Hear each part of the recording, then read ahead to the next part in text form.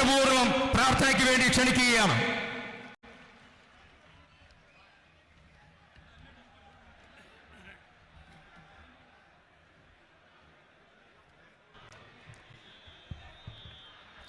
വന്ദേ മാതരം വന്ദേ മാതരം. നമ്മുടെ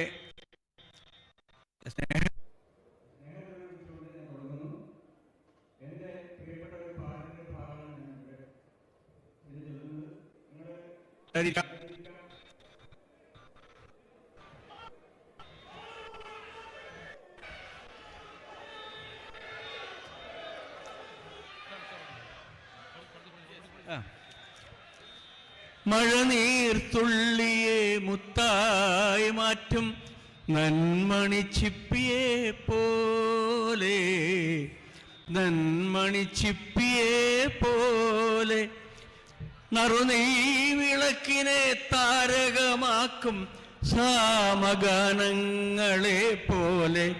ഒരാള് നമ്മുടെ ഇടയിലേക്ക് വരികയാണ്. സ്നേഹത്തിൻ്റെ, ജനാധിപത്യത്തിൻ്റെ ഒരു മഴനീർത്തുള്ളിയെ മുത്താക്കി മാറ്റിക്കൊണ്ട് നമുക്ക് സമർപ്പിക്കുകയും, ഇതാ നമ്മുടെ മഹാനായ നേതാവ് സഹോദരിയും ഇത് രണ്ടുപേരും ഇവിടെ എത്തിയിട്ടുണ്ട്. എല്ലാവർക്കും സ്വാഗതം പറയുന്നു. എനിക്ക് ഞാൻ എൻ്റെ പ്രിയപ്പെട്ട ഒരു ബന്ധു കൂടിയായിട്ടുള്ള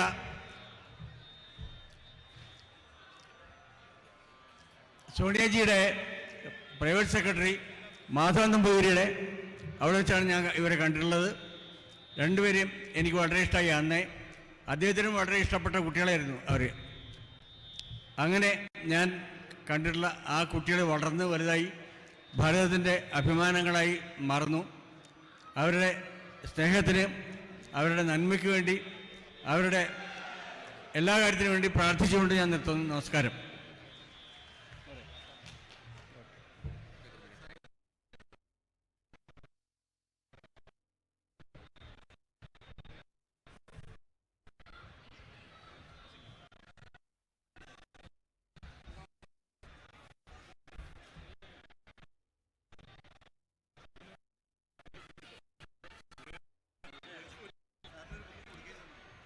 പ്രിയമുള്ളവരെ,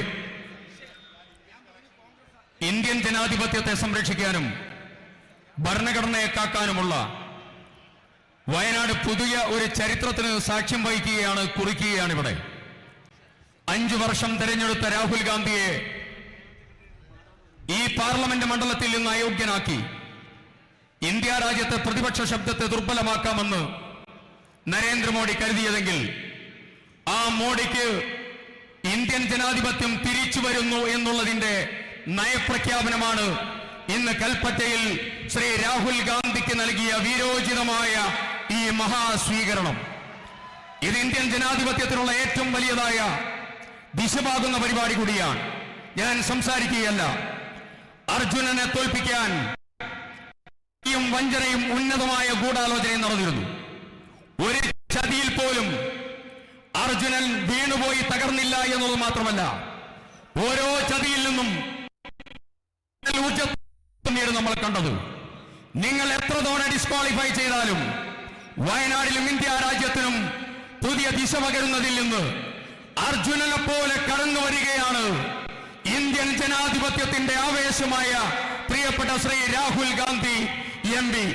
പ്രിയമുള്ളവരെ, നമ്മുടെ ഈ പരിപാടിയുടെ അധ്യക്ഷ സ്ഥാനം അലങ്കരിക്കുന്നത് ഏറെ ബഹുമാന്യനും ആദരണീയനുമായ കേരള പ്രദേശ് കോൺഗ്രസ് കമ്മിറ്റിയുടെ അപ്രതിരോധ്യനായ അധ്യക്ഷൻ, നമുക്കേവർക്കും പിൻബലം നൽകുന്ന ശ്രീ KS സുധാകരൻ MP അവർകളാണ്. ചെറിയ വാക്കുകളിലൂടെ ഓരോ നേതാക്കന്മാരും ചെറിയ വാക്കുകളിലൂടെ സംസാരിച്ച് നമ്മുടെ നേതാക്കന്മാർക്ക് പെട്ടെന്ന് തന്നെ വഴിമാറും. പ്രിയപ്പെട്ട ശ്രീ KS സുധാകരൻ MP അവർകൾ ഇവിടെ സംസാരിക്കുന്നു.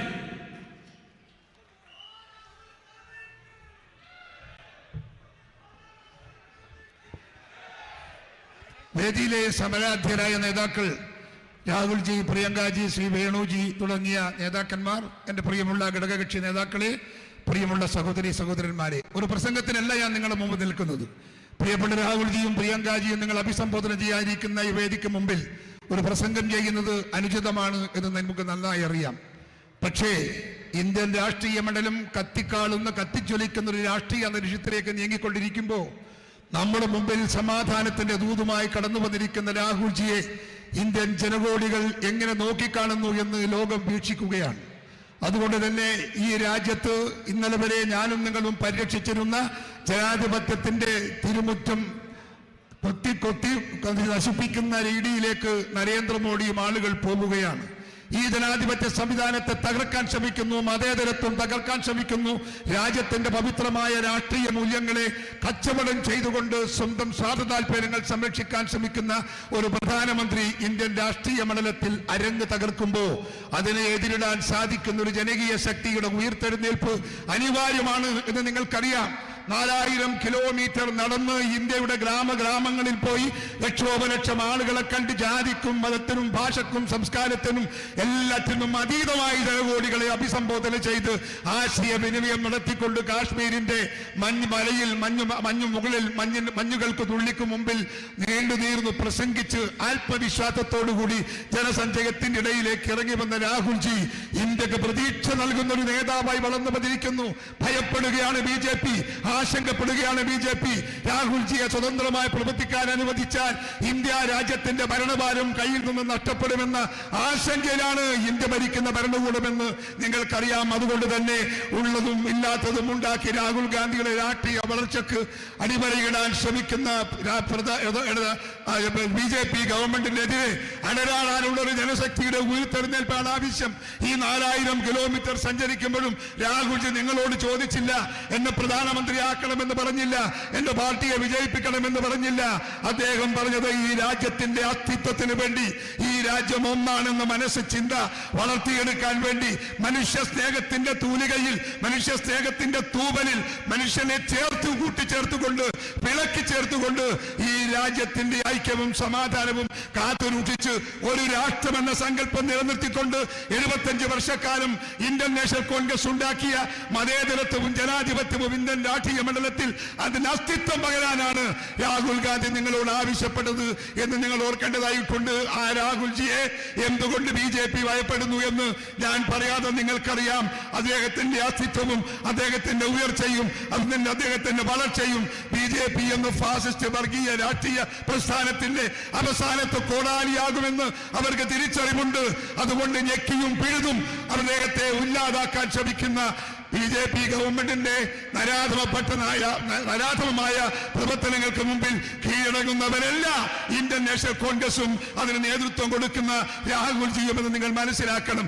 ക്രിക്കറ്റ് ബോൾ ചുമരനെറിഞ്ഞ പോലെ എറിഞ്ഞതിനേക്കാൾ സ്പീഡിൽ തെറിച്ചു വരുന്ന രാഹുൽജിയെ തൊട്ട് കളിക്കാൻ ഇവിടെ മോദിയല്ല 100 മോദിമാർ വിചാരിച്ചാൽ അത്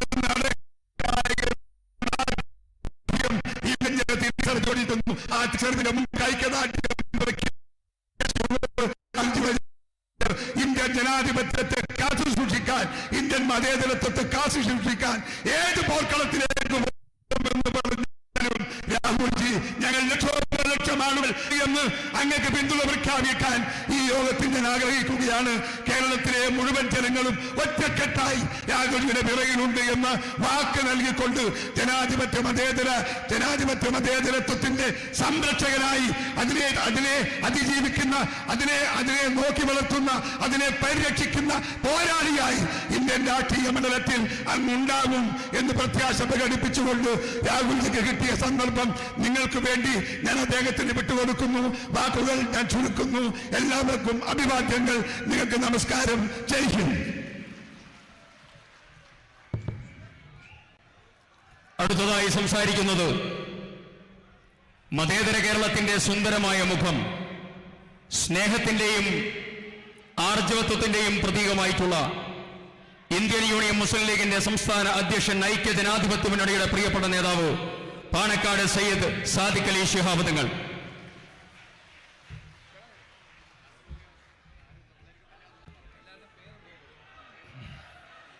അസ്സലാമു അലൈക്കും. അവർക്കും എൻ്റെ വിനീതമായ നമസ്കാരം. Most respected Rahulji, respected Priyanka ji, വേദിയിലെ AICCയുടെ സമുന്നത ഭാരവാഹികൾ, KPCC ഭാരവാഹികൾ, UDF നേതാക്കൾ, പ്രിയപ്പെട്ട സഹോദരി സഹോദരന്മാർ, ആ മുഖങ്ങൾക്കൊന്നും നിൽക്കുന്നില്ല.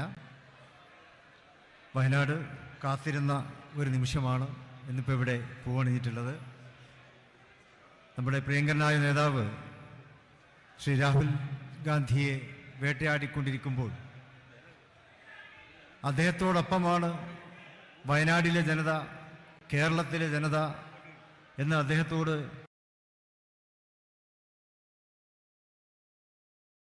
നമുക്ക് കാണിച്ചു കൊടുക്കുവാനുള്ള ഒരു വേദിയാണ് ഇത്. നമ്മൾ അതിനുവേണ്ടി കാത്തിരിക്കുകയായിരുന്നു. ഇന്ത്യ കണ്ട ഏറ്റവും വലിയ ജനാധിപത്യ പോരാളി ആരാണെന്ന് ചോദിച്ചാൽ അത് ശ്രീ രാഹുൽ ഗാന്ധി അല്ലാതെ കാരണം സ്വതന്ത്ര ഭാരതത്തിൽ ഇന്ത്യ ഒരുപാട് വെല്ലുവിളികളെ നേരിട്ടുകൊണ്ടിരിക്കുമ്പോൾ ഇത്രമാത്രം വലിയ വെല്ലുവിളി നമുക്കിനി നേരിടാനില്ല. ആ വെല്ലുവിളിയെ അതിജീവിച്ചുകൊണ്ട് നമുക്ക് നേതൃത്വം നൽകി ഇന്ത്യയെ പുതിയ കാലഘട്ടത്തിലേക്ക് നയിക്കുന്ന മഹാനായ ശ്രീ രാഹുൽ ഗാന്ധി, അദ്ദേഹത്തിന്റെ ശക്തി പകരുക മതേതര വിശ്വാസിയുടെയും കടമ എന്ന് ഓർമ്മിപ്പിക്കേണ്ടതില്ലല്ലോ. ഇവിടെ വയനാട് നമുക്കൊരു ഗൃഹാതുരത്വം തരുന്ന ഒരു മണ്ഡലമാണ് വയനാട് പ്രദേശം തന്നെ. കഴിഞ്ഞ തെരഞ്ഞെടുപ്പിൽ ശ്രീ രാഹുൽ ഗാന്ധിയെ റെക്കോർഡ് ഭൂരിപക്ഷത്തിന് നമ്മൾ വിജയിപ്പിച്ചു. കേരളം തന്നെ അന്ന് രാഹുൽ ഗാന്ധിയോടൊപ്പം നിന്നു എന്ന് നമുക്കറിയാം. ഈ കാഴ്ച ഇന്ത്യ മുഴുവനും ഇന്ന് കാത്തുകൊണ്ടിരിക്കുന്നു. രാഹുൽ ഗാന്ധി നടത്തിയ ഭാരത് ജോഡോ യാത്ര, ആ യാത്ര ഗ്രാമങ്ങളെ ഇളക്കിമറിച്ചു. ഗ്രാമീണ ജനതയുടെ വികാരങ്ങളെ അദ്ദേഹം ഉൾക്കൊണ്ടു. പാർലമെന്റിൽ അദ്ദേഹം ഗ്രാമീണ ജനതയ്ക്ക് വേണ്ടി വാദിച്ചു. ഈ ഭരണകൂടത്തിന്റെ, ഇന്ത്യ ഭരണകൂടത്തിന്റെ ജനാധിപത്യ വിരുദ്ധ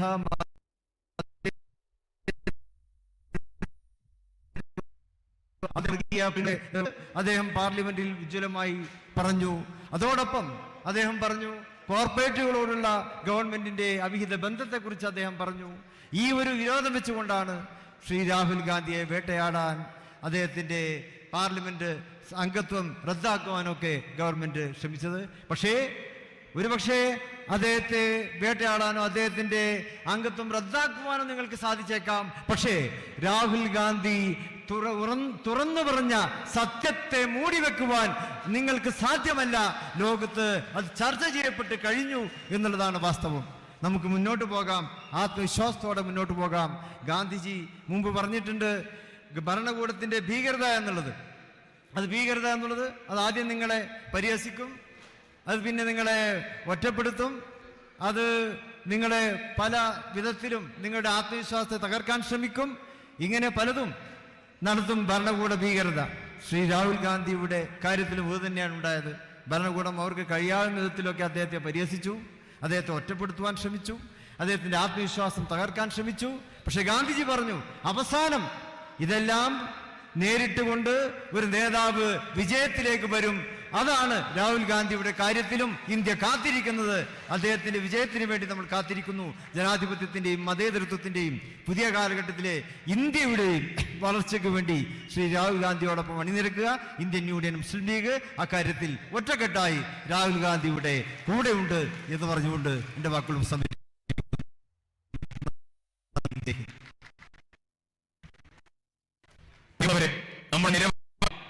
എല്ലാവരും ഈ വേദിയിലുണ്ട്. അവരാരും തന്നെ സംസാരിക്കുന്നില്ല എന്ന് അറിയിച്ചിരിക്കുക. ബഹുമാന്യനും ആദരണീയനുമായ അഖിലേന്ത്യാ കോൺഗ്രസ് കമ്മിറ്റിയുടെ സംഘടനാ ചുമതലയുള്ള ജനറൽ സെക്രട്ടറി ഊണും ഉറക്കവുമില്ലാതെ രാജ്യം മുഴുവൻ സഞ്ചരിച്ച് ഇന്ത്യൻ നാഷണൽ കോൺഗ്രസിനെ ശക്തിപ്പെടുത്താൻ, BJPയുടെ സംഘപരിവാറിന്റെ ആക്രമണത്തെ പ്രതിരോധിക്കാൻ പരിപാടികളും പദ്ധതികളും ചെറുത്തുനിൽപ്പുമായി മുന്നോട്ട് പോകുന്ന ആദരണീയനായ ശ്രീ KC വേണുഗോപാൽ MP അവർകൾ ഈ വേദിയിലുണ്ട്. അദ്ദേഹം സംസാരിക്കുന്നില്ല എന്ന് അദ്ദേഹം അറിയിച്ചിട്ടുണ്ട്. ബഹുമാന്യനായ, ഏറെ ആദരണീയനായ ജനാധിപത്യ കേരളത്തിന്റെ ജനകീയ ചെറുത്തുനിൽപ്പിന്റെ കുന്തമണയായ, അസംബ്ലിക്കകത്തും പുറത്തും ജനാധിപത്യ ശബ്ദത്തിന്റെ ഏറ്റവും വലിയ ഉത്തുംഗ പ്രതീകമായി മുന്നോട്ട് പോകുന്ന ആദരണീയനായ കേരളത്തിന്റെ പ്രതിപക്ഷ നേതാവ് ശ്രീ VD സതീശൻ അവർകൾ അദ്ദേഹം സംസാരിക്കുന്നില്ല എന്ന് ഇവിടെ അറിയിച്ചിരിക്കുന്നു.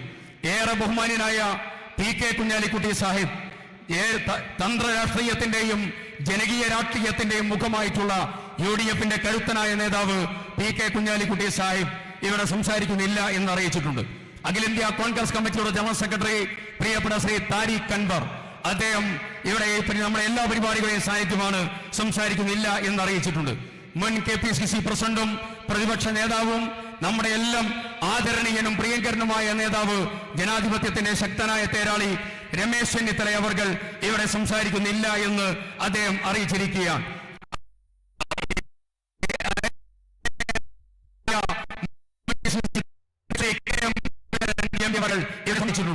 UDFന്റെ പ്രഗത്ഭനായ കൺവീനർ ശ്രീ MM ഹസൻ അവർകൾ സംസാരിക്കുന്നില്ല എന്ന് ഇവിടെ അറിയിച്ചിട്ടുണ്ട്. ബഹുമാനിയായ MM സംസാരിച്ചു, നേരത്തെ സംസാരിച്ചു. പ്രിയപ്പെട്ട ശ്രീ നിരവധി നേതാക്കന്മാർ നേരത്തെ ഇവിടെ സംസാരിച്ചു. അതുകൊണ്ട് നമ്മുടെ ഏറ്റവും പ്രാമുഖ്യമുള്ള സംസാരങ്ങളിലേക്ക് കടക്കുകയാണ്. അതിനു മുമ്പ് പ്രിയപ്പെട്ട രാഹുൽ ഗാന്ധിക്ക് ഉപഹാര സമർപ്പണം നടത്താൻ അമ്പും വില്ലും കൈമാറുന്നതിന് വേണ്ടി പത്മ അവാർഡ് ജേതാവ് കൂടിയായ വയനാട്ടിലെ കർഷകരുടെ ജീൻ എന്ന് വിശേഷിപ്പിക്കുന്നതായ ചെറുവയൽ രാമേട്ടനെ ആദരവോടെ ക്ഷണിക്കുന്നു.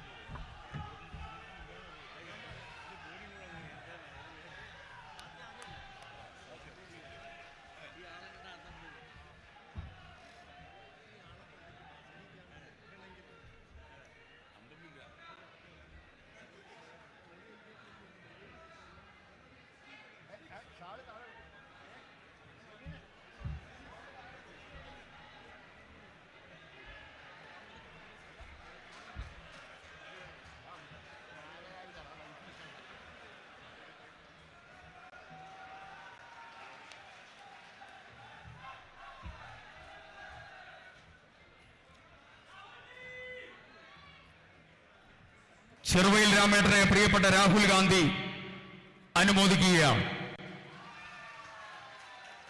പ്രിയപ്പെട്ട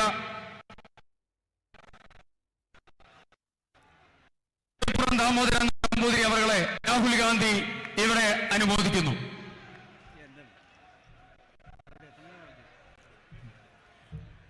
അടുത്തതായി പ്രിയപ്പെട്ട ജോയ് മാത്യു അവർകൾ, അദ്ദേഹത്തെ രാഹുൽ ഗാന്ധി അനുമോദിക്കുന്നു. ആദരണീയനായ കൽപ്പറ്റ നാരായണൻ മാഷെ Rahul Gandhi അനുമോദിക്കുകയാണ്.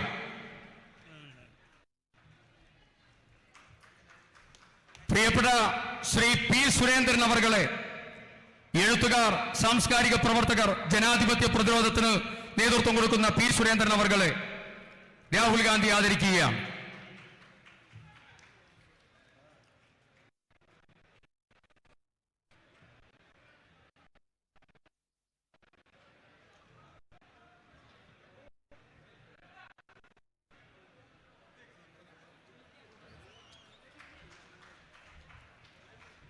We humbly request our prestigious leader, Srimati Priyanka Gandhi ji, to address the mammoth gathering here, Satyameva Jayate, here in Kalpata, here in Wayanad.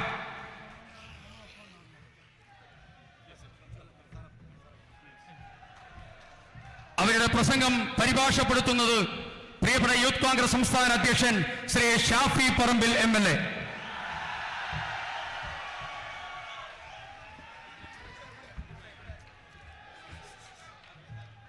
That one?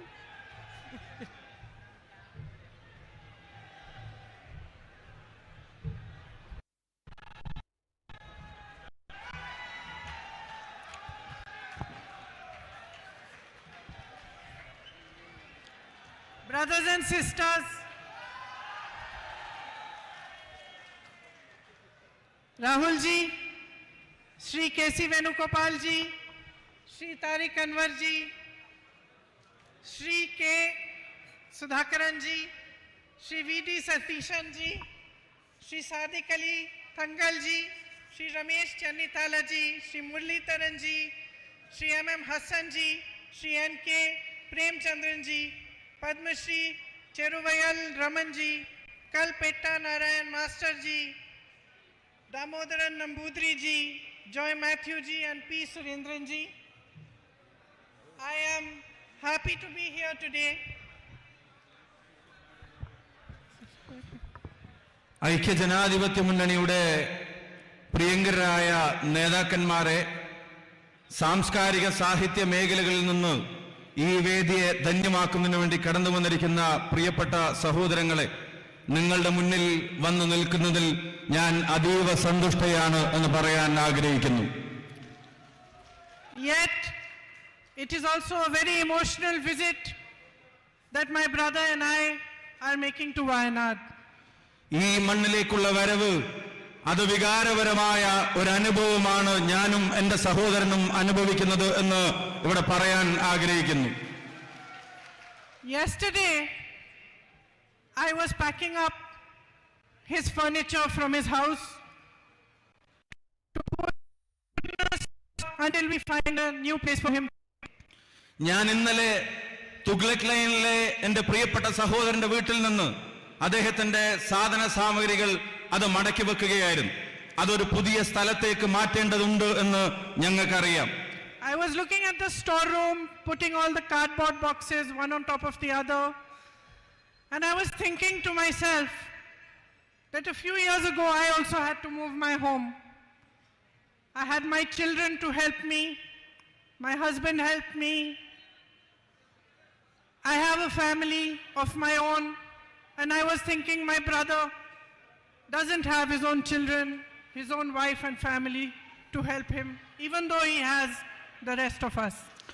ഏതാനും വർഷങ്ങൾക്ക് മുമ്പ് എനിക്കും ഇതുപോലൊരു അനുഭവം ഉണ്ടായിരുന്നു. ഞാൻ താമസിച്ച സ്ഥലത്ത് നിന്ന് ഞാൻ മാറി താമസിക്കേണ്ടി വന്നു. അന്ന് സാധന സാമഗ്രികൾ എടുത്തു വെക്കാൻ എനിക്ക് എൻ്റെ കുഞ്ഞുങ്ങളുടെ സഹായമുണ്ടായിരുന്നു. എൻ്റെ പ്രിയപ്പെട്ട ഭർത്താവ് എന്നോടൊപ്പം ഉണ്ടായിരുന്നു. രാഹുലിന്റെ വീട്ടിൽ ഞാൻ ഈ സാധന സാമഗ്രികൾ അടക്കി വെക്കുമ്പോൾ, ചെറിയ കാർഡ്ബോർഡ് പെട്ടികളും ചെറിയ ബോക്സുകളും ഒക്കെ ഞാൻ എടുത്തു വെക്കുമ്പോൾ ഞാൻ ഓർക്കുകയായിരുന്നു, അദ്ദേഹത്തിന് പത്നിയില്ല, അദ്ദേഹത്തിന് സ്വന്തം കുഞ്ഞുങ്ങളില്ല.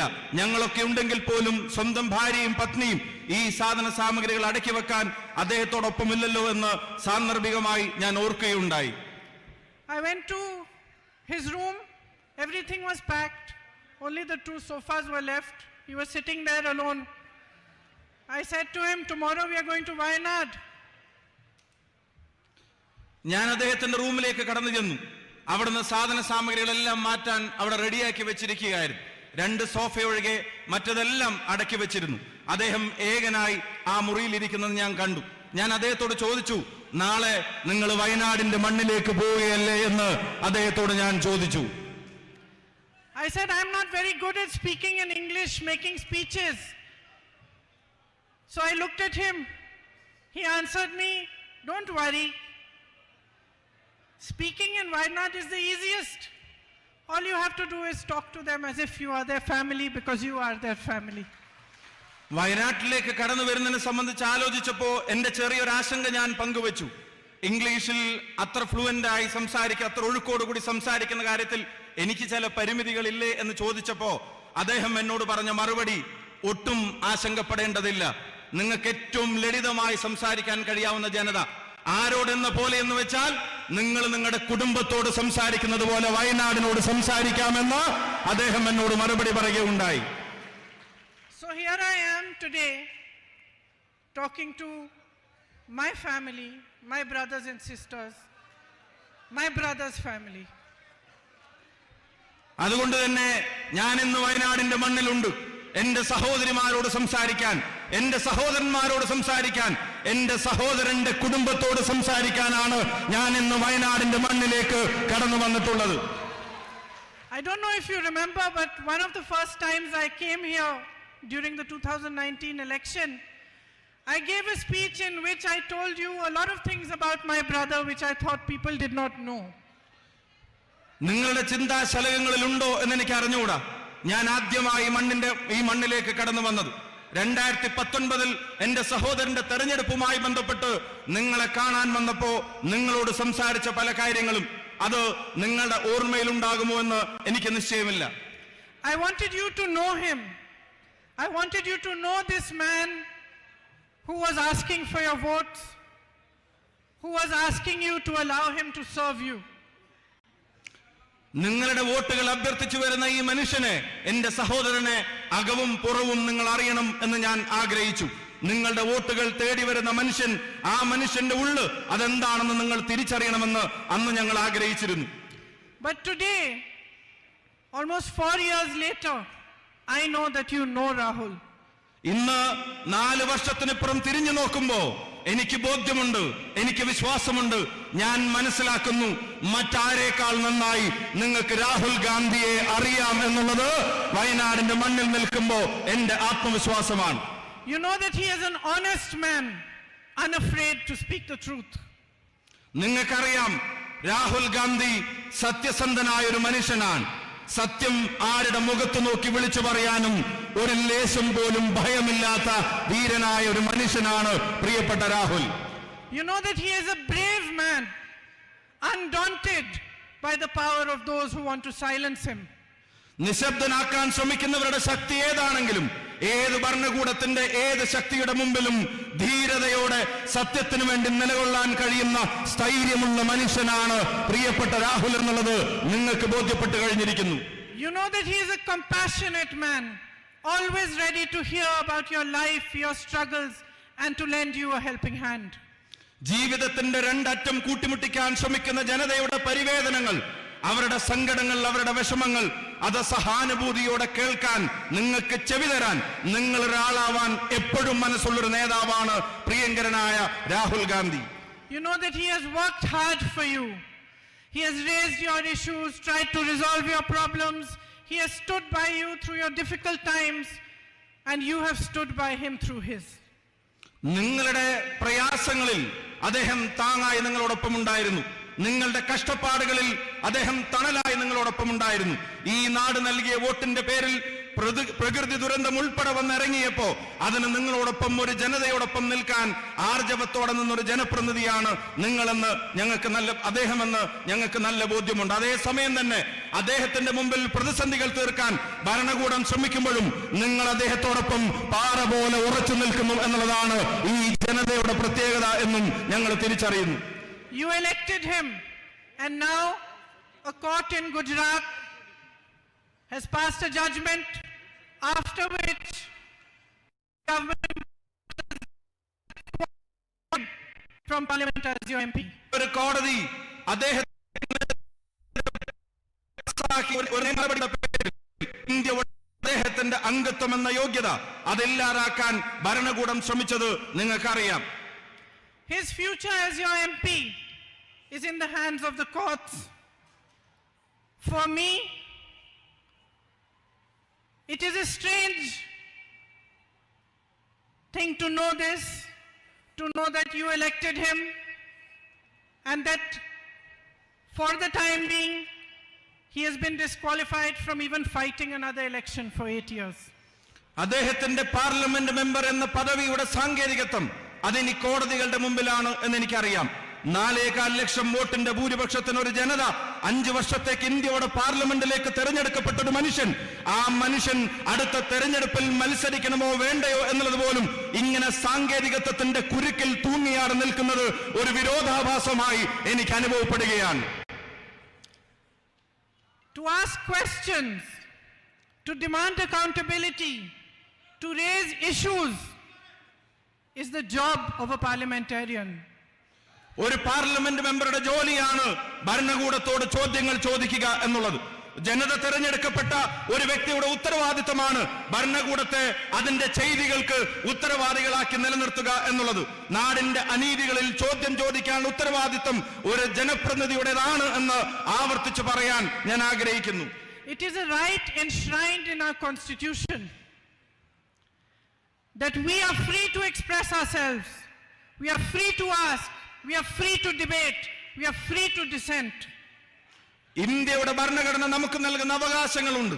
അത് നമ്മുടെ സ്വതന്ത്രമായ അഭിപ്രായ പ്രകടനത്തിന്റെ അവകാശങ്ങളാണ്. അത് സ്വതന്ത്രമായ ചർച്ചകൾക്കുള്ള അവകാശങ്ങളാണ്. അത് ഈ നാട്ടിലെ ഭരണകൂടത്തോട് ചോദ്യങ്ങൾ ചോദിക്കാനുള്ള അവകാശമാണ്. അത് ഈ നാട്ടിലെ ഭരണകൂടത്തോട് വിയോജിപ്പ് രേഖപ്പെടുത്താനുള്ളത് കൂടിയാണ് എന്ന് ഞാൻ ഓർമ്മപ്പെടുത്തുന്നു. I find it even stranger that a whole government, every minister, every MP, even the Prime Minister himself, finds it acceptable and appropriate to malign, and mercilessly attack one man just because he asked a question they could not respond to. കൂടുതൽ ഞാൻ പറയാൻ ആഗ്രഹിക്കുന്നു, വിരോധാഭാസമെന്ന് ഞാൻ പറയട്ടെ. ചോദ്യങ്ങൾ ചോദിക്കുന്ന ഒരു മനുഷ്യനെ, ഭരണകൂടത്തിന്റെ മുമ്പിൽ ആർജവത്തോടെ എഴുന്നേറ്റ് നിൽക്കുന്ന ഒരു മനുഷ്യനെ അദ്ദേഹത്തെ അപമാനിക്കുവാൻ, അദ്ദേഹത്തെ പരിഹസിക്കുവാൻ, അദ്ദേഹത്തെ വളഞ്ഞിട്ടാക്രമിക്കാൻ ഭരണകൂടത്തിന്റെ അടിമകളായ ജനപ്രതിനിധികൾ, അവരുടെ മന്ത്രിമാർ, അവരുടെ പ്രധാനപ്പെട്ട പദവികളിരിക്കുന്നവർ, അവരെല്ലാവരും വരിവരിയായി നിന്ന് ഒരു മനുഷ്യനെ വേട്ടയാടാൻ ശ്രമിക്കുന്നതിന്റെ കാരണം അദ്ദേഹം ഈ ഭരണകൂടത്തോട് ചോദ്യങ്ങൾ ചോദിക്കുന്നു എന്നുള്ളത് തന്നെയാണ് എന്ന് ഞാൻ തിരിച്ചറിയുന്നു. But then, my brothers and sisters, the truth is always uncomfortable, especially for those who lie, for those who unleash an industrial scale of propaganda against anyone who dares to question them. പ്രിയപ്പെട്ട സഹോദരീ സഹോദരന്മാരെ, വ്യവസായവൽക്കരിക്കപ്പെട്ട പ്രൊപ്പഗൻഡകൾ, വിദ്വേഷ പ്രചരണങ്ങൾ ഇവിടുത്തെ ഭരണകൂടം മുഖമുദ്രയാക്കുമ്പോ, ഇവിടെ ചോദ്യങ്ങൾ ചോദിക്കുന്നവനെ അപമാനിക്കാനുള്ള ശ്രമങ്ങൾ ഇവിടുത്തെ ഭരണകൂടത്തിന്റെ സ്വഭാവവും ശീലവുമാകുമ്പോ അതിനെ പ്രതിരോധിക്കേണ്ടത് അനിവാര്യതയാണ്. Our nation was built on the foundation of truth, of non-violence, equality and justice. സത്യത്തിന്റെ അടിത്തറയിൽ, സമത്വത്തിന്റെ വിശാലതയിൽ, നീതിബോധത്തിന്റെ ഉത്തമ ശൃംഖങ്ങളിൽ രൂപം കൊണ്ട ഒരു രാജ്യമാണ്, ഒരു ദേശമാണ് ഇന്ത്യ എന്ന് ഞാൻ ഓർമ്മപ്പെടുത്തുന്നു. Our fight for freedom was called Satyagraha. It was a fight for truth. സത്യത്തിനു വേണ്ടിയുള്ള പോരാട്ടങ്ങൾ, ആ പോരാട്ടങ്ങളുടെ ചരിത്രമായിരുന്നു ഇന്ത്യയുടെ മണ്ണിൽ നടന്ന സത്യാഗ്രഹ സമരങ്ങൾ, നീതിക്ക് വേണ്ടിയുള്ള പോരാട്ടങ്ങൾ. The parliament, the judiciary, the media, these were institutions built to protect these freedoms. ഈ നാട് അനുഭവിക്കുന്ന സ്വാതന്ത്ര്യങ്ങൾ, ആ സ്വാതന്ത്ര്യങ്ങൾ അത് സംരക്ഷിച്ചു പിടിക്കാൻ വേണ്ടിയാണ് ഇന്ത്യക്കൊരു പാർലമെന്റ് ഉണ്ടായത്. ആ നീതിബോധം ഉയർത്തിപ്പിടിക്കുന്നതിന് വേണ്ടിയാണ് ഇന്ത്യക്കൊരു കോടതി സംവിധാനങ്ങൾ, നിയമ സംവിധാനങ്ങൾ ഉണ്ടായത്. അവിടെ വരുന്ന പോരായ്മകളെ തുറന്നെഴുതുന്നതിന് വേണ്ടിയാണ് ഇന്ത്യയിൽ ജനാധിപത്യത്തിൻ്റെതായ ഒരു മാധ്യമ സംസ്കാരത്തെ നാം കെട്ടിപ്പടുത്തിയെടുത്തത്. Yesterday, while watching television, I heard some ministers of the BJP saying that the Congress party has taken one man's issue and is making it out of to be an issue of democracy. ഇന്നലെ ബിജെപിയുടെ ചില മന്ത്രിമാർ, ബിജെപിയുടെ ചില നേതാക്കന്മാർ അവർ ടിവിയിലൂടെ പറയുന്നത് ഞാൻ കേൾക്കാനിടയായി. കോൺഗ്രസ് പ്രസ്ഥാനം ഒരു വ്യക്തിയുടെ പ്രശ്നത്തെ പൊക്കിപ്പിടിച്ചു വരുന്നു, ആ വ്യക്തിയുടെ പ്രശ്നം അത് ഇന്ത്യയുടെ പ്രശ്നമാക്കി വളർത്താൻ അവരെ ശ്രമിക്കുകയാണ് എന്ന് ഇന്നലെ ചില ബിജെപി നേതാക്കന്മാർ പറയുന്നത് ഞാൻ കേൾക്കാനിടയായി. It seems to me to be exactly the opposite. The entire government and the BJP are trying to turn our democracy upside down just to protect one man. His name is Gautam Adani. പക്ഷേ എനിക്ക് അനുഭവപ്പെട്ടത് മറ്റൊരു രീതിയിലാണ്.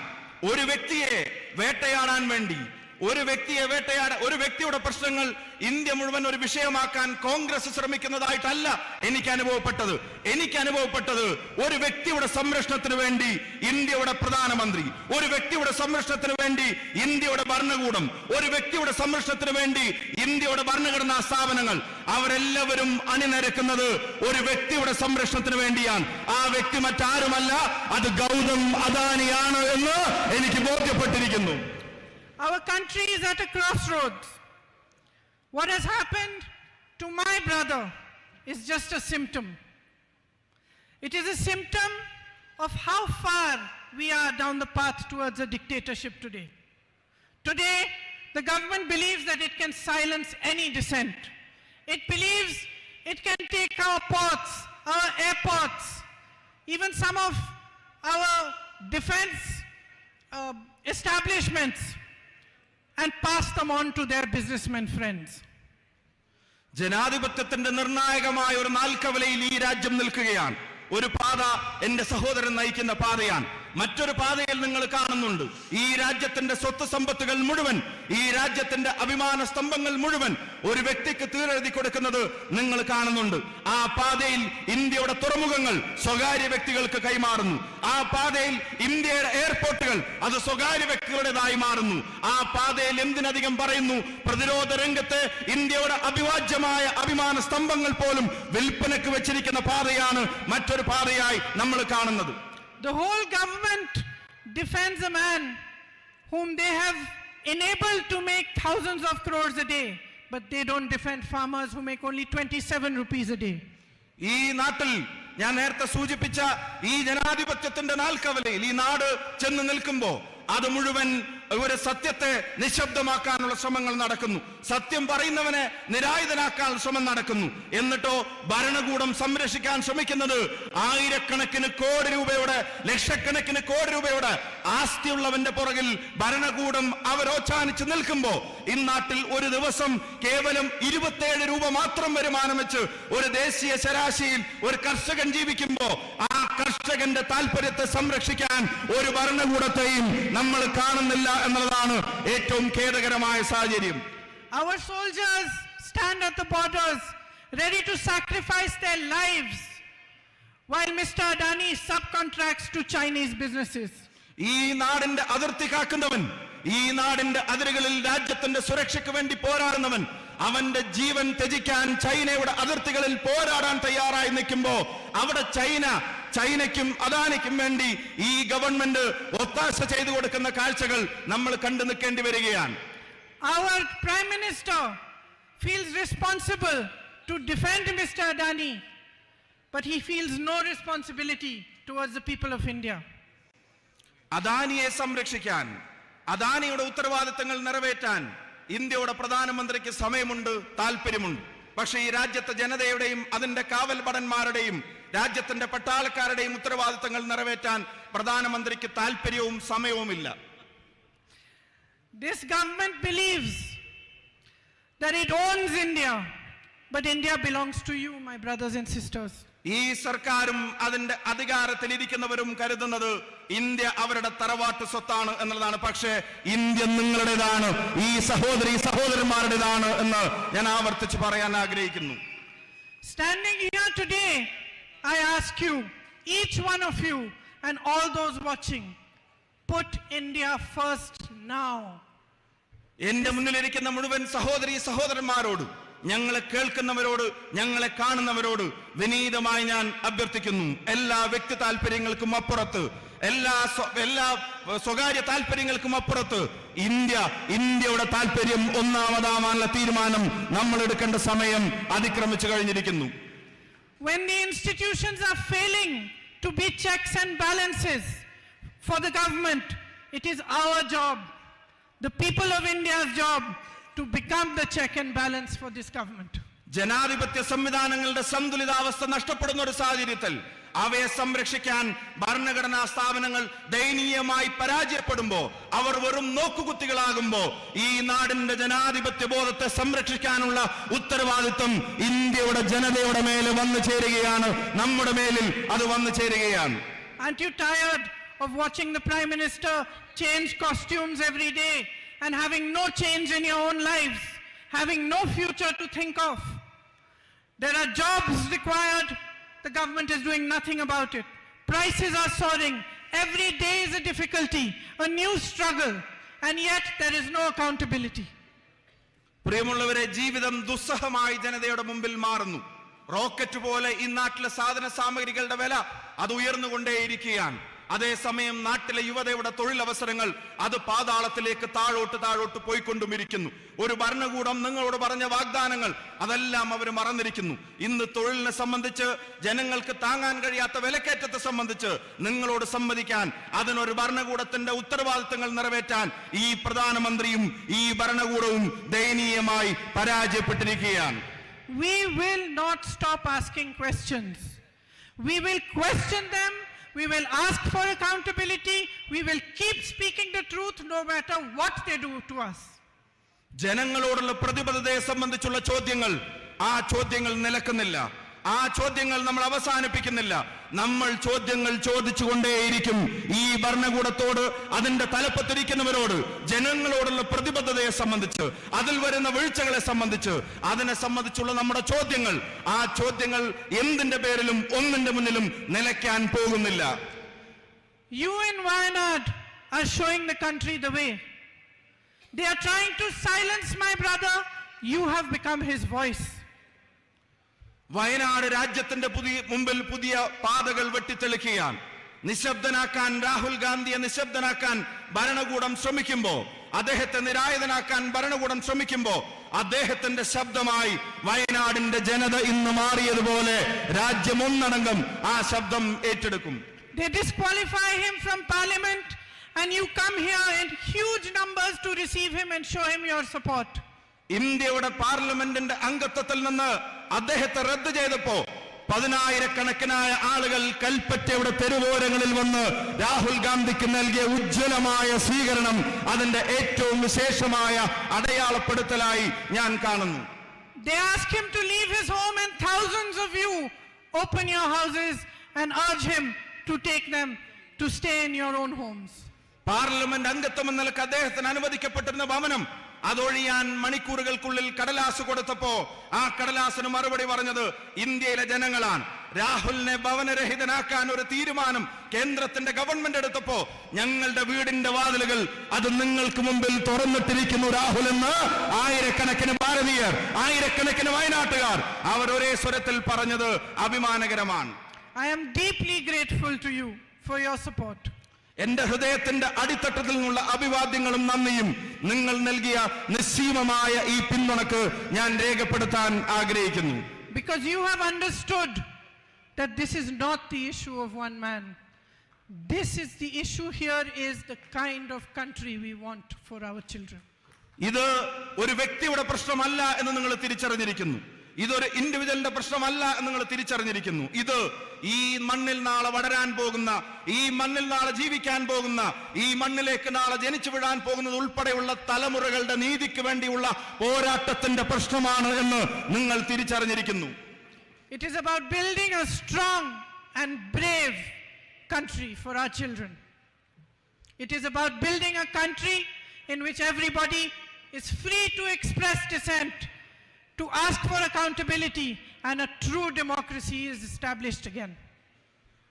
അതിശക്തമായി ചോദ്യങ്ങൾ ചോദിക്കാൻ, ഭരണകൂടങ്ങളുടെ ഉത്തരവാദിത്തങ്ങൾ അവരെ ഓർമ്മപ്പെടുത്താൻ, ജനാധിപത്യ ബോധത്തോട് സത്യസന്ധമായ നീതി പുലർത്താൻ ഒരു തലമുറ ആഗ്രഹിക്കുന്നുണ്ടെങ്കിൽ ആ തലമുറക്ക് വേണ്ടി കരുത്തുറ്റൊരു രാജ്യത്ത് അതിനെ സൃഷ്ടിക്കാനുള്ള ഒരു പോരാട്ടത്തിന്റെ ഭാഗമാണ് പ്രിയപ്പെട്ട രാഹുൽ ഗാന്ധി നടത്തിക്കൊണ്ടിരിക്കുന്നത്. Thank you for your patriotism. Thank you for your love. Thank you for being a family to my brother and to me. Jai Hind. നിങ്ങളുടെ ദേശീയതക്ക്, നിങ്ങളുടെ അതിരുകളില്ലാത്ത പിന്തുണക്ക് ഒരു കുടുംബം പോലെ തോളോട് തോൾ ചേർന്ന് നടന്നതിന് എനിക്കും എന്റെ സഹോദരന്റെയും പേരിൽ ഹൃദയം നിറഞ്ഞ നന്ദി 1000 തവണ ഞാൻ രേഖപ്പെടുത്താൻ ആഗ്രഹിക്കുന്നു. നന്ദി, നമസ്കാരം, ജയ് Hind. With much love and effort, now I invite our honorable leader, dear Rahul ji, to address and inaugurate the Satyameva Vijayate program. Our own family member, Rahul Gandhi.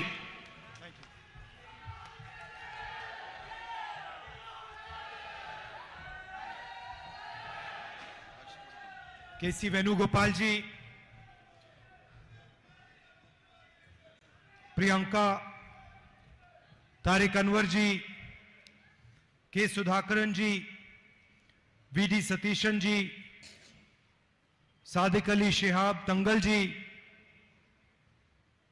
P. Kunyalukutti ji, Ramesh Chenithala ji, K. Murlidharan ji, M.M. Hassan ji, N.K. Premachandran ji, Padma Shri Cheruvayal Raman ji, Kalpata Narayanan Master ji, Ketapuram Damodran Nambudri ji, Joy Matthew, P. Surendran ji, brothers and sisters, friends, I'd like to welcome all of you to this meeting here today. വേദിയിൽ സന്നിഹിതരായിരിക്കുന്ന ഉന്നതരായ രാഷ്ട്രീയ, സാമൂഹ്യ, സാഹിത്യ നായകരെ, പ്രിയപ്പെട്ട സഹോദരി സഹോദരങ്ങളെ, ഞാൻ അങ്ങേയറ്റം സന്തോഷത്തോടെ നിങ്ങളിലേക്ക് ഇറങ്ങി വരുന്നു. നിങ്ങളേവരെയും സ്വാഗതം ചെയ്യുന്നു. I'd like to wish all of you belated Easter and for the coming Vishu and Perunal festivals. നിങ്ങൾക്ക് ഏവർക്കും ഹൃദയംഗമമായ ഈസ്റ്റർ, വിഷു, പെരുന്നാൾ ആശംസകൾ ഞാൻ നേരുകയാണ്.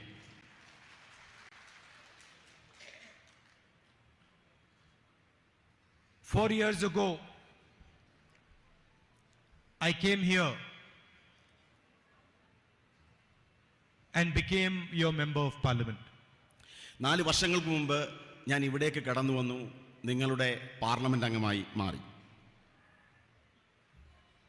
And for me, the campaign was a completely different type of campaign. എന്നെ സംബന്ധിച്ച് എൻ്റെ തിരഞ്ഞെടുപ്പ് പ്രചരണം അങ്ങേയറ്റം വ്യത്യസ്തമായ ഒന്നായിരുന്നു. In the regular campaign, and I've done many campaigns, many speeches. In the regular campaign, you go and you speak about policies, you speak about what should happen, you tell people about your political ideas. But this campaign in 2014, I remember when I came here, it was much more as if I had come home to my family. സാധാരണഗതിയിലുള്ള എൻ്റെ തിരഞ്ഞെടുപ്പ് പ്രചരണങ്ങൾ പ്രസംഗങ്ങൾ നിറഞ്ഞതാണ്, എൻ്റെ രാഷ്ട്രീയ നയങ്ങളെക്കുറിച്ച്, ഞാൻ നടപ്പിലാക്കാൻ പോകുന്ന കാര്യങ്ങളെക്കുറിച്ച്. പക്ഷേ വയനാട്ടിലെ എൻ്റെ തിരഞ്ഞെടുപ്പ് പ്രചരണം അതിനപ്പുറമായിരുന്നു. ഞാൻ നിങ്ങളിലേക്ക് ഇറങ്ങി വരികയായിരുന്നു. Of course, I don't belong to Kerala, but the enthusiasm and the affection and the manner in which you embraced me gave me the feeling that you are part of my family, that I am your brother, your son. നിങ്ങൾക്കറിയാം, ഞാൻ കേരളത്തിൽ നിന്നല്ല. പക്ഷെ ഞാൻ നിങ്ങളിലേക്ക് ഇറങ്ങി വന്നപ്പോൾ നിങ്ങൾ നൽകിയ സ്നേഹോഷ്മളമായ സ്വീകരണങ്ങൾ, നിങ്ങളുടെ വികാര പ്രകടനങ്ങൾ എനിക്കുണ്ടാക്കിയ ചിന്ത ഞാൻ നിങ്ങളുടെ സഹോദരനാണ് എന്ന ചിന്തയാണ്. And I have thought quite a lot. Now I have been member of parliament for quite a few years, and I have thought quite a lot what it means to be a member of parliament. ഞാൻ Indian പാർലമെന്റിൽ മുമ്പ് അംഗമായിരുന്നു. Indian parliament അംഗം എന്ന അനുഭവത്തിലൂടെ എനിക്ക് മനസ്സിലാക്കാൻ സാധിച്ചിട്ടുണ്ട്, ഒരു പാർലമെന്റ് അംഗം ആകുന്നതിന് നിരവധി ഗുണങ്ങൾ ആവശ്യമാണ്, നിരവധി കാര്യങ്ങൾ അറിയേണ്ടതുണ്ട്. It means to be a people's representative. ഒരു പാർലമെന്റ് അംഗം ജനങ്ങളുടെ പ്രതിനിധിയായിരിക്കണം. To be a people's representative, you have to understand the emotions of people. You have to understand the suffering of people. You have to understand the difficulties of people. ഒരു parliament അംഗമാകുന്നതിന്, ഒരു ജനപ്രതിനിധിയാകുന്നതിന് നിങ്ങൾക്ക് ജനങ്ങളുടെ വികാരങ്ങൾ മനസ്സിലാക്കണം, അവരുടെ ദുരിതങ്ങൾ മനസ്സിലാക്കണം, അവർ കടന്നു പോകുന്ന ദുർഘടമായ സന്ധികളെക്കുറിച്ച് മനസ്സിലാക്കേണ്ടതുണ്ട്. You have to have the humility to touch people, to treat people as your equals, sometimes to treat people as your superiors. നിങ്ങളുടെ ജനങ്ങളുടെ ഹൃദയത്തെ സ്പർശിക്കാൻ സാധിക്കണം. ജനങ്ങളോടൊപ്പമാണ്, തുല്യരാണ് എന്ന് കരുതേണ്ടി വരും. ചിലപ്പോൾ ജനങ്ങളെ നമുക്ക് മുകളിൽ പ്രതിഷ്ഠിക്കേണ്ടി വരും. So a true representative of the people develops by attacking himself. സ്വയം ആക്രമിച്ചുകൊണ്ടാണ്, സ്വയം പ്രതിരോധിച്ചുകൊണ്ടാണ് ഒരു ജനപ്രതിനിധി, ഒരു വ്യക്തി ജനങ്ങളുടെ പ്രതിനിധിയായി മാറേണ്ടത്. By giving up things that one desires. ഒരു വ്യക്തിയുടെ ആഗ്രഹങ്ങളെ സ്വയം ത്യജിച്ചുകൊണ്ടാകണം ഒരാൾ ജനപ്രതിനിധിയായി മാറേണ്ടത്. By not fighting for what you want, but fighting for what people want. ഒരു വ്യക്തിക്ക് സ്വയം ആവശ്യമുള്ളത് ആഗ്രഹിച്ചുകൊണ്ടല്ല, ജനങ്ങൾക്ക് എന്താണോ ആവശ്യമുള്ളത് അത് നേടിയെടുക്കാനുള്ള പരിശ്രമമായിരിക്കണം ജനപ്രതിനിധി നടത്തേണ്ടത്. By becoming, maybe one can say, less arrogant and more humble. അങ്ങേയറ്റം ലാളിത്യത്തോടെ പരുക്കൻ സ്വഭാവങ്ങളെ ഉപേക്ഷിച്ചുകൊണ്ടാകണം ഒരാൾ ജനപ്രതിനിധിയാകേണ്ടത്. A representative of the people also raises the issues of people without being scared of the consequences, without being worried about what it means to raise the issues of the people. നമ്മൾ ഉയർത്തുന്ന വിഷയങ്ങൾ ഉണ്ടാക്കാവുന്ന പ്രത്യാഘാതങ്ങളിൽ ഭയപ്പെടാതെ വേണം ഒരു ജനപ്രതിനിധി ജനങ്ങളുടെ വിഷയങ്ങൾ ഉയർത്തേണ്ടി വരുന്നത്. The MP, member of parliament, is just a tag. MP, member of parliament എന്നത് കേവലം ഒരു വര മാത്രമാണ്, ഒരു ടാഗ് മാത്രമാണ്. It's a position, it's a post. അതൊരു സാങ്കല്പികമായ അധികാരസ്ഥാനം മാത്രമാണ്.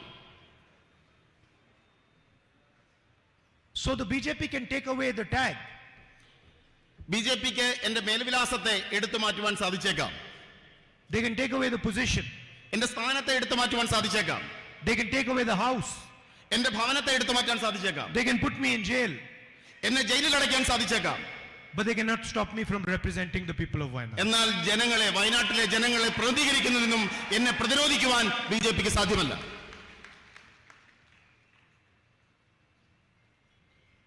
What does it mean to represent the people of Wayanad? എന്താണ് വയനാട്ടിലെ ജനങ്ങളെ പ്രതിനിധീകരിക്കുന്നു എന്നതുകൊണ്ട് ഞാൻ ഉദ്ദേശിക്കുന്നത്? It means to fight for the things that are important to you. ഇവിടുത്തെ ജനങ്ങളോട് ഞാൻ മുന്നോട്ട് വെച്ച കാര്യങ്ങൾക്ക് വേണ്ടിയുള്ള പോരാട്ടമാണ് വയനാട്ടിലെ എൻ്റെ ജനപ്രാതിനിധ്യം. There are practical things like the night road, the buffer zone, the medical college. നിരവധി കാര്യങ്ങൾ, മെഡിക്കൽ കോളേജ്, ബഫർ സോൺ, രാത്രിപാത, ഇതെല്ലാം തന്നെ ഞാൻ മുന്നോട്ട് വെച്ച കാര്യങ്ങളാണ്. These are obvious things. You can ask any child in Wayanad, you can ask any person in Wayanad, they will tell you the three most important things. വയനാട്ടിലെ ഏത് സാധാരണക്കാരനോട് ചോദിച്ചാലും ഇവിടെ ഏറ്റവും പ്രാധാന്യമർഹിക്കുന്ന കാര്യങ്ങളായി മുന്നോട്ട് വെച്ചത് ഈ 3 പ്രധാനപ്പെട്ട കാര്യങ്ങളാണ്. But then there is also